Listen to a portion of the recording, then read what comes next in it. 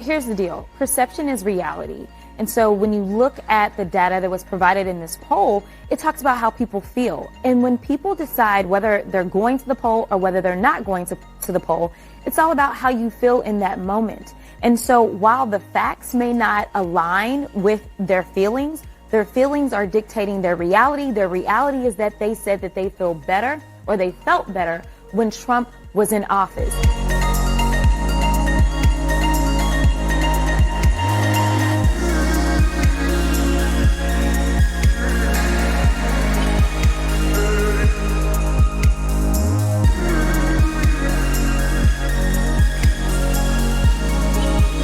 The latest polls show Donald Trump charging ahead of Joe Biden in several key seats, what is shaping up to be a repeat of the 2020 showdown. The latest New York Times Siena College poll is found that Joe Biden not only trails Donald Trump nationally, and also amongst independents by quite a big margin amongst independents. But Biden is now losing to Trump in 5 of the 6 battleground states.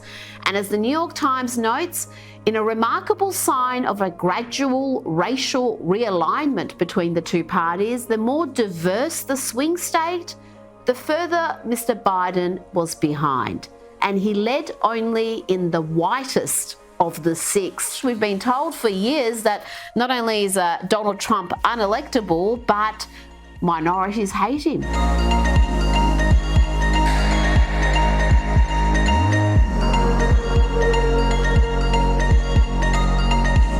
But we've been trying to push back. We've got some very popular African-American artists that are out here saying things like, oh, I got checks when Trump was in office. I want those checks again, not understanding that that really came from Congress. So we've got a couple of things, the perception issue, and then we also have an issue as it relates to civics in this country and people not understanding exactly how any of this works.